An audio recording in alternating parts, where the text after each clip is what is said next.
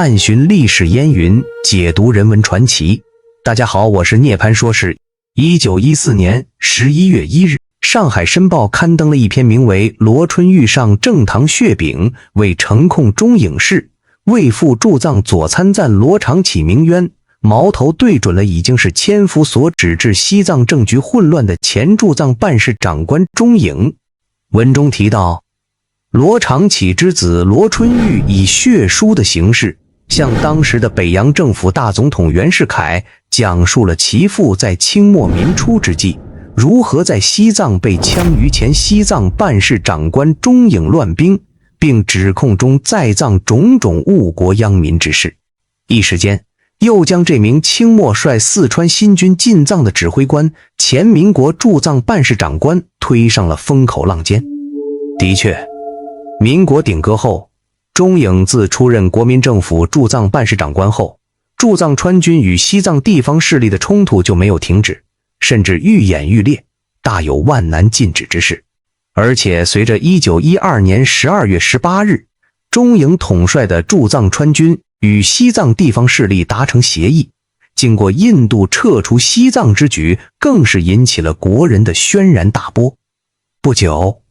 袁随即命军政执法处拿办钟颖。谁知在国人对此拍手称赞之际，1915年1月25日，就在新闻报中刊登了前驻藏军官为钟颖辩诬之成文的文章。但是即便如此，1915年3月19日，袁世凯还是发布了大总统申令，钟颖着处以死刑，依法执行。此事后来一直存在争议，甚至又出现了钟颖亲友和旧部为其鸣冤的专辑《弥天冤案录》一书。到了多年后，当年作为川军进藏川军一标3营督队官，后来成为湘西王的陈渠珍，也在其回忆当年进藏生涯的《求夜沉梦》一书中，有意无意地对当年自己接受调查时的证词做了推翻，说明当年的证词是在受到压力情形下做出。他为自己辩诬，意思为钟颖洗冤。《弥天冤案录》在1992年陈家进在该书影印出版时作序，将书名改为钟颖疑案，并为之作序文。如此一件疑案，当年可谓是闹得满城风雨，人尽皆知。但是100多年后，我们再来审视此案，在能够看到更多的史料和个人回忆的前提下，似乎可以再来说一说这件当年很是离奇的事情。下面我们可以从以下几个方面来说说这件事。首先，钟颖是谁？他在西藏做了什么？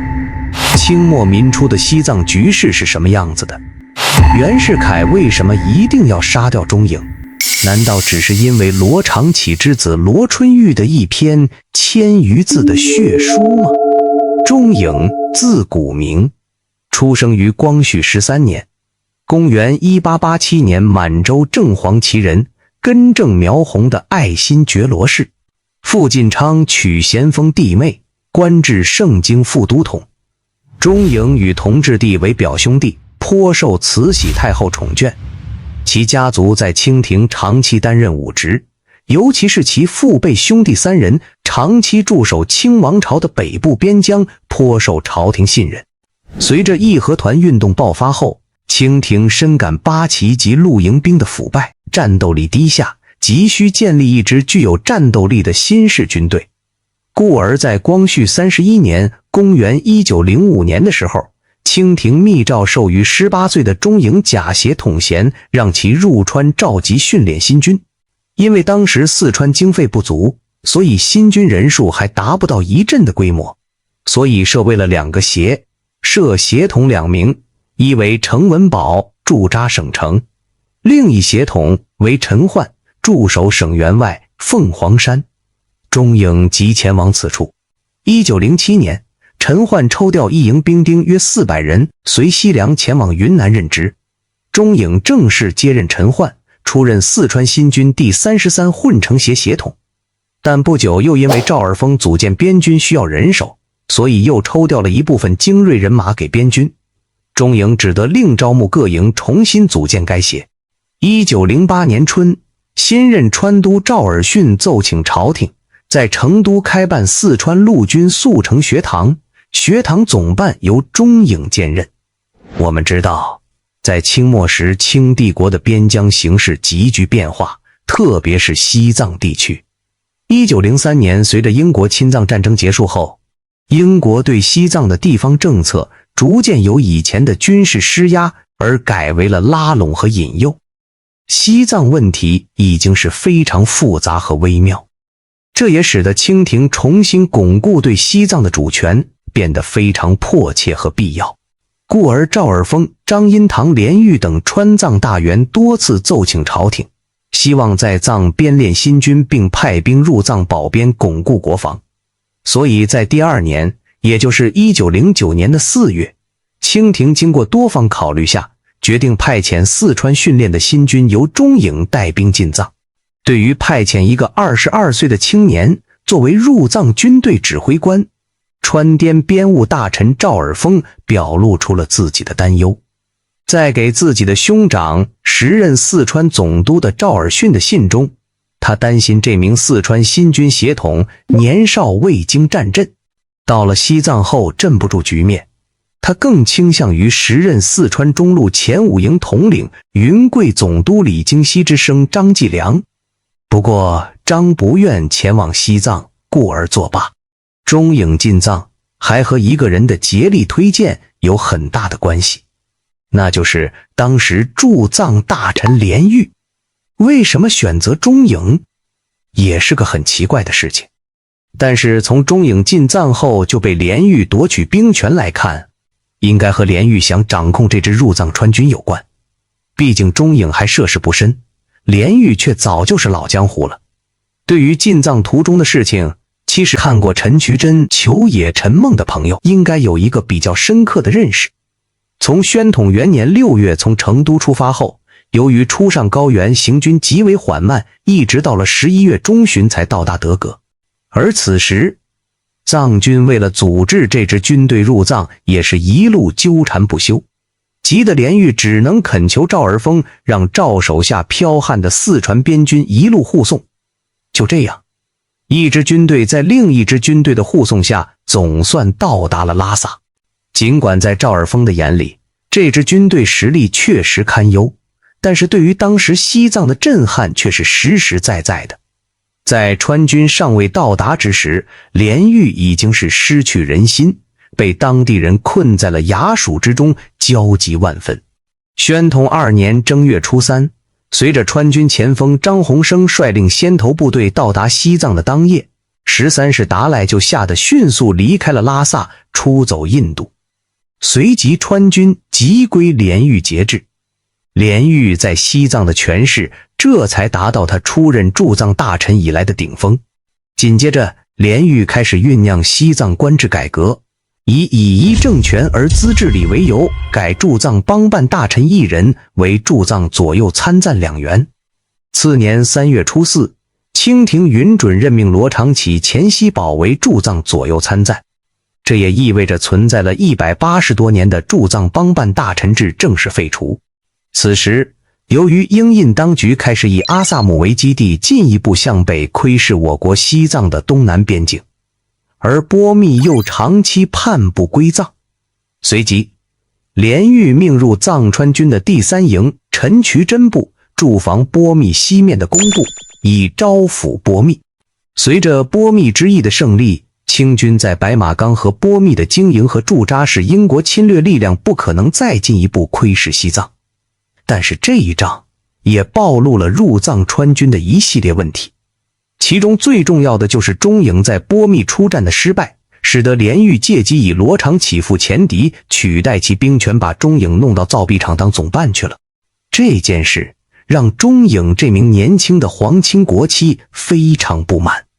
自此，钟颖和连玉、罗长启2人开始出现矛盾，而且罗素来以严厉治军。钟颖所带来的川军又因觉得钟颖素来宽厚而深得川军人心，这件事也为后来出现的巨变埋下了伏笔。1911年11月初，武昌起义的消息传至拉萨，此时驻防西藏的川军本身也陷入了动乱之中。军队一度被四川袍哥势力所控制，在藏出现了严重失误，犯下了一定的罪行。首先，驻拉萨的川军发生哗变，并号召在藏各路军队劫钦差取库饷，声称以秦王为号不但无罪，而且有功。随即川军袍哥会首叶伦三带领川军和驻扎在拉萨的钦差卫队和扎什城炮队勾结，开始闹饷。罗长启家被劫持不说，连玉都被劫到了扎什城营中。还是中影听闻后前往军营中西行入营叩头，恳重视连玉，并以川饷将到，由我发饷的命令来宽慰官兵的心。也就在这时，拉萨兵变的消息很快也传到了波密，当地驻军同样是军心动摇，要求返回四川。于是11月26日，驻军发动兵变，劫持左参赞兼征密军统帅罗长启于称多寺，旋即撤离波密，退往工部。在溃退途中，缢杀罗长启于工部德木之路马岭。但是这时，虽然西藏已经开始谋求驱逐驻藏川军，但是拉萨方面还没公开决裂。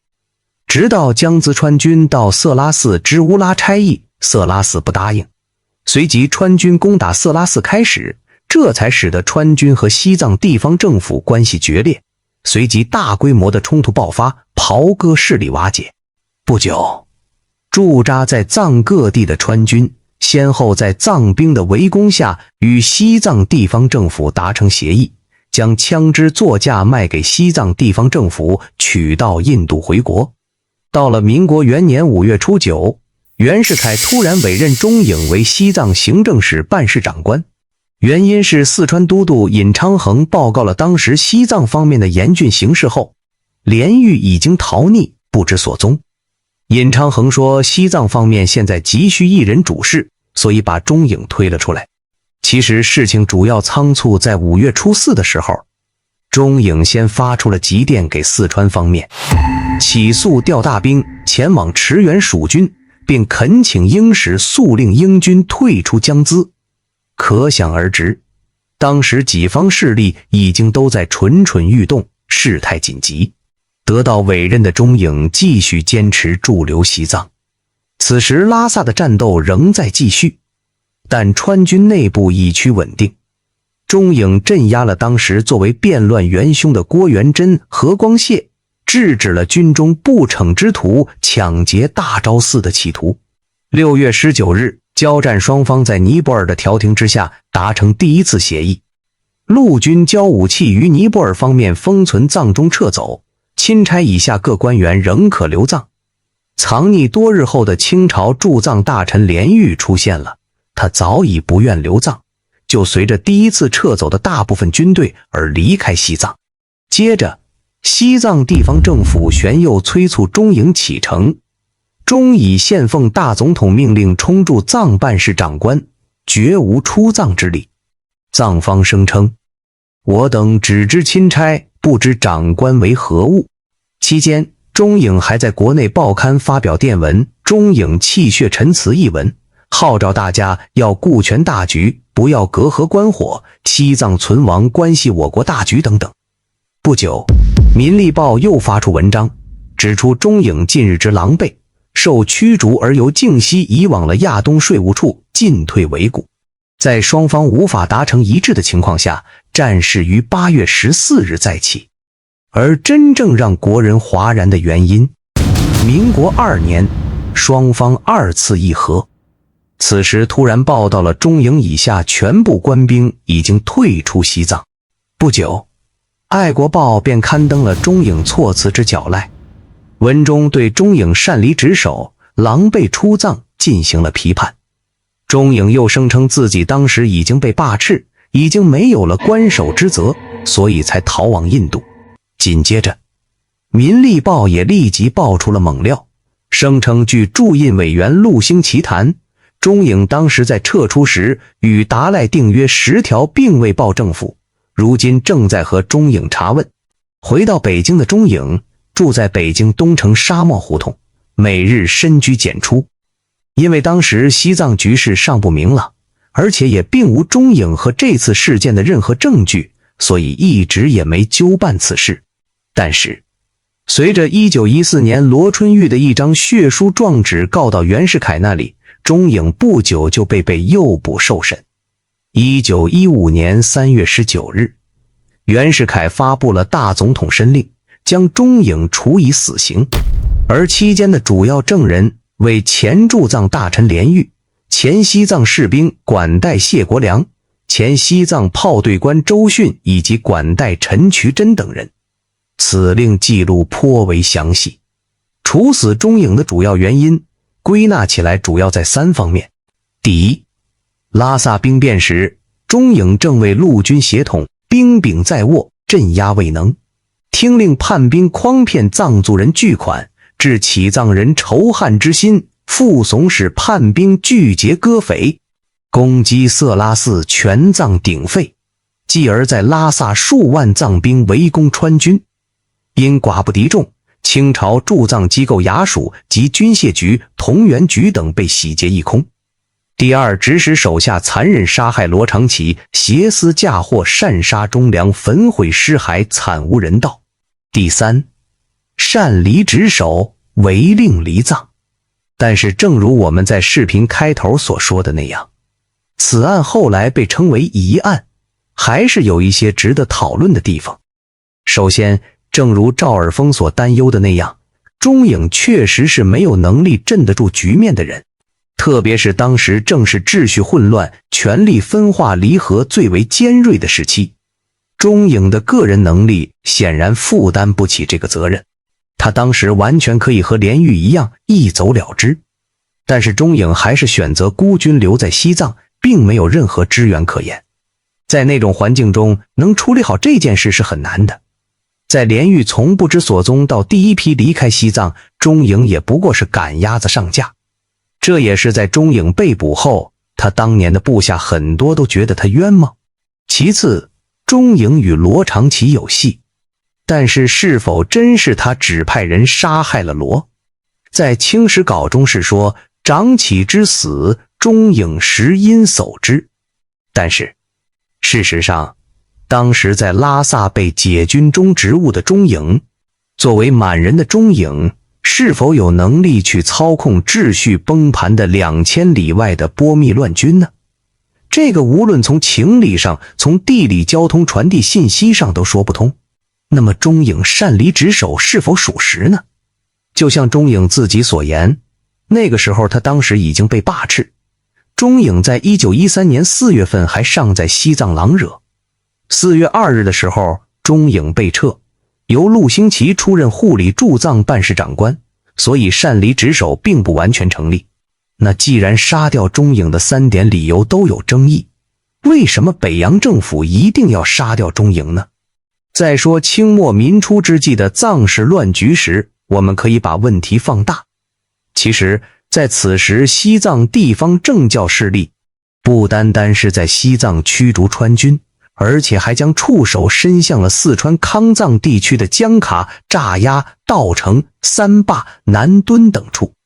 理塘、河口、盐井也相继失守，巴塘、昌都被围数重，因而这才有了在西藏战事正酣之时，四川都督尹昌衡开始的西征。这次西征可谓是一路所向披靡。1912年9月时，尹昌衡已经在江达做好了战斗准备，等待着号令，做好了随时向拉萨深入的准备。而滇军也同时进驻了察隅等地。此事已经引起了英国和西藏分裂势力极大的震撼。北洋政府的意思虽然明面上还是让川滇军万物越境深入智起外信，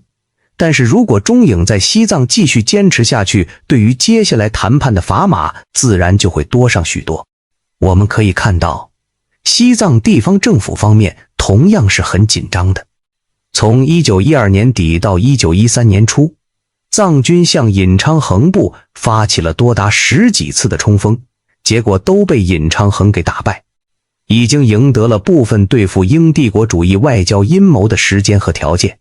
据陆星旗从印度发给北京的电报说，川兵变乱后，达赖集团请求英国干涉藏事，英暗示以中国暂不敢进兵，促其即行回藏收复主权。但是1912年7月，中央政府令尹昌衡率军西征，引起了英帝国主义的震惊。不负众望的尹昌衡又率军一路以破竹之势直捣理塘，暗渡德格，巧占昌都，进据盐井，逆谋之藏军大多闻风溃败，纷纷逃散。而恰恰就在这时，钟颖突然和达赖私自定下了所谓的10条，然后不管是否有没有他的责任，但一个不可争辩的事实是，西藏境内已经没有了国家驻军。在接下来的1913年10月13日，北洋政府和英印政府开始在印度西姆拉举行磋商，这就是后来西姆拉会议。会上，西藏地方政府在英国的怂恿下，甚至无理地提出了诸如青海、西康及云南藏区都要划归西藏范围这种异想天开的想法。虽然这种无理要求当即被驳回，但是也看出当时在西藏地区没有国家驻军的尴尬局面。这件事情还有一个佐证，那就是当时的英国驻华大使朱尔典在致英国外交大臣格雷的信函中所说，当时四川与云南两省实际上已不受中央政府控制，于是主张就困守拉萨的川军撤离西藏做出安排，这样既可增强北京政府在同四川协商时的力量，亦可消除他们向西藏进军的各种借口。历史总是由各种碎片组建而成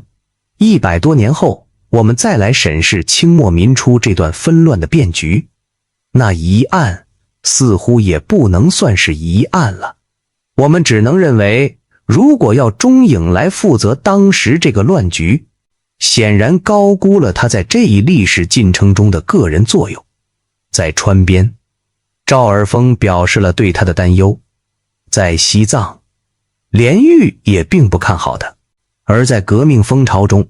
钟颖不管是作为满人还是毫无实权的协同，其实也无法控制住当时的局面。而出任民国中央政府任命的驻藏办事长官，他也没有审时度势，看不清大局的发展。所以就算是在是否确实有杀害罗长启的事情上有疑问，但是真正他被北洋政府处死的原因，是国家要他为清末民初西藏一系列事件，特别是撤出驻军一节造成的严重后果负责。感谢您收听涅槃说史，我们下期再会。